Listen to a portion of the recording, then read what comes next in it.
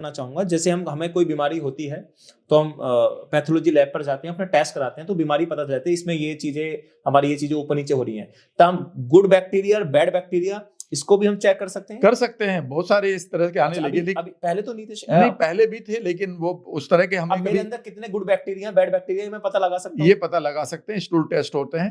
लेकिन गड़बड़ ये होगी कि हम क्या करते हैं, पैथोलॉजी में हमें क्या पता चलता है कि तुम्हारा कोलेस्ट्रॉल बढ़ चुका है। भाई, कोलेस्ट्रॉल बढ़ने से पहले क्या क्या हुआ वो मुझे क्यों नहीं बताया जा रहा है? वो नहीं पता चल सकता हमें। गोट माई पॉइंट। आपने कहा कि जी मेरी डायबिटीज, मेरी शुगर जो है नॉर्मल से ऊपर पहुंच गई, ये तो लक्षण है। हाँ। ये तो विजिबल लक्षण है, ये तो दिखाई देने वाले हमारे लक्षण है। इससे पहले मेरे शरीर में क्या हुआ था?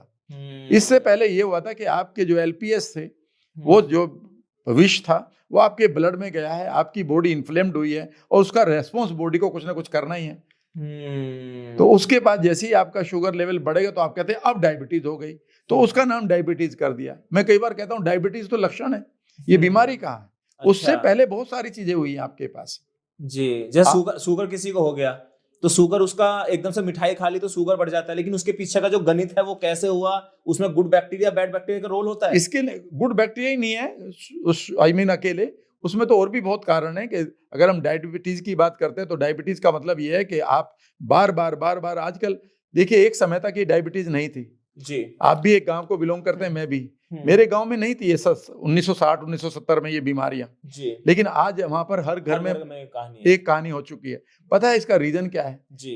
अगर इसके रीजन को भी आप गौर से पढ़ेंगे तो उस समय याद रखिएगा, हमारे पास जो लंबी उम्र को जीने के लिए एक जीन होती है, वो स्टारवेशन जीन होती है। जितना हम भूखा रहेंगे उतना ही हम लंबी उम्र को जिएंगे और हमारी जो जेनेटिक एक्सप्रेशन है पॉजिटिव तरीके से वो बिहेव करेंगे।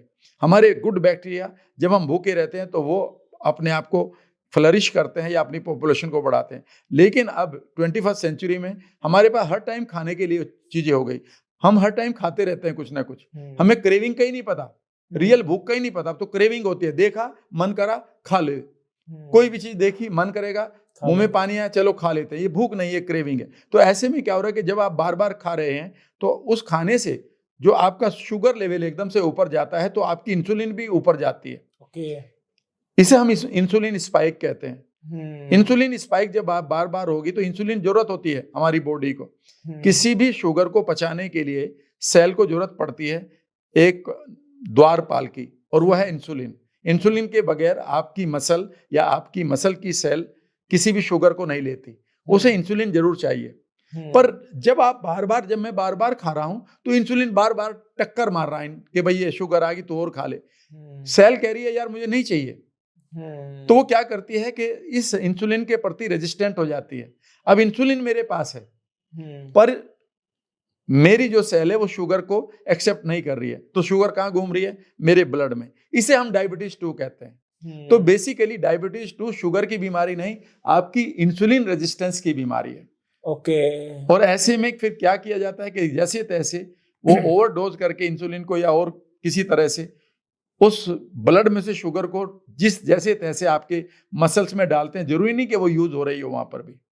तो वो बेसिकली डायबिटीज 2 है। ये बड़ी बात आपने कही राम सर, आप इतने डीप में बता रहे हैं, मैं तो इतना कंफ्यूज हो गया, मतलब सुनता कि इतना सब कुछ भी है हमारे शरीर के पीछे का गणित। मतलब आपसे जब मैं बातें सुन रहा हूँ, मैं आपसे एक चीज पूछना चाहता हूँ सर, इतना सब कुछ आपने कैसे पढ़ लिया? मेरे पहले थोड़ा सा इसमें जाना चाहूंगा बीच में। बेसिकली मुझे पढ़ने की बेहद आदत है। आपको मैं बताऊं, मैं सुबह 4 बजे उठ जाता हूं एग्जैक्टली। 4 बजे एग्जैक्टली मैं अपने बेड से उतर जाता हूं जी। और 4:10 पर मैं अपना गर्म पानी और एक बढ़िया सी सीबो को खत्म करने वाली चाय बनाता हूं। सुबह 4 बजे रेगुलर ही है सर ये? हाँ। ओके। और सुबह 4 बजे उठकर मैं अपने स्टूडियो में पहुंच जाता हूं। घर में ही बना रखा है, एक मेरा ऑफिस में अलग है जी। और मैं वहां पर स्टडी करता हूँ। अभी करता हूँ, आज भी की है। उसके बाद मैं एक वीडियो शूट करता हूँ, कई बार सिर्फ जो मैंने पढ़ा है, कई बार उसे मैं लाइव भी कर देता हूँ। एक छोटा सा चैनल है मेरा राम वर्मा के अलावा, सिंपली राम वर्मा जी, ठीक है ना। या फिर मैं अपने लिए नोट्स बनाते रहता हूँ। मेरा काम है कम से कम रोजाना 4 से 6 घंटे पढ़ना। इसके अलावा मेरे पास कोई और नहीं है। या मैं अपने पार्टिसिपेंट से बात करता हूँ, या मेरे पास जितनी काउंसलिंग के मेरे क्लाइंट है पूरे वर्ल्ड से, मैं उनसे बात करता हूँ। तो मैं 1-1 मिनट का यूज करता हूँ। राम सर, कभी सोचते हो कि और लोग लेट उठते हैं, मजे ले रहे हैं जिंदगी में, 8-9 बजे उठ के, आप 4 बजे उठ के संघर्ष कर रहे हैं आज की तारीख में? वो मेरा संघर्ष नहीं है, बेसिकली वो मेरे अंदर एक दीवानापन है, मैं अपने दीवानेपन को जीता हूँ। तो ये कब से करते हैं सर, सुबह 4 बजे उठ के? सुबह 4 बजे तो मेरा रेगुलर ऐसा कुछ नहीं है, कई बार ये टूट जाता है, लेकिन मैं हमेशा एक डिसिप्लिन्ड लाइफ जीता हूँ। पढ़ाई के मामले में मैं कभी भी कैजुअल नहीं होता हूँ। मैं रोज करीब मेरी वीक में 4 या 5 किताबें अमेजोन से आती हैं।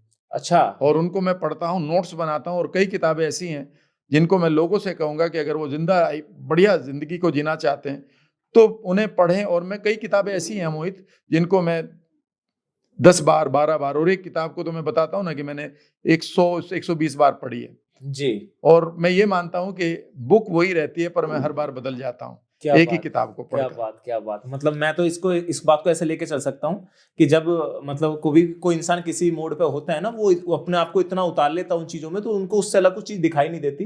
जो पिछले कुछ सालों से आप लगातार उसमें इतना घुस चुके हैं, तो शायद अगर हम कोशिश करें, हर एक व्यक्ति तो इस लेवल पर जा सकता है जिस लेवल पर आज की तारीख में राम सर हैं।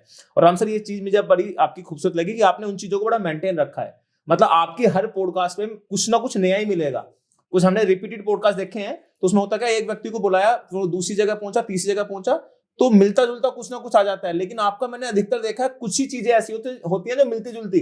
अगर आपने गट बैक्टीरिया के बारे में बताया है ना, तो नेक्स्ट पॉडकास्ट में गट बैक्टीरिया के बारे में बताओगे तो और कुछ नया सीखने को मिलेगा गट बैक्टीरिया में। Yes, very true. मतलब ये मैं प्रैक्टिकली बात, क्योंकि मैं आपका पॉडकास्ट देख चुका हूँ, बिल्कुल। तो बड़ा अच्छा लगा सर ये चीजें डिस्कशन होने के बाद।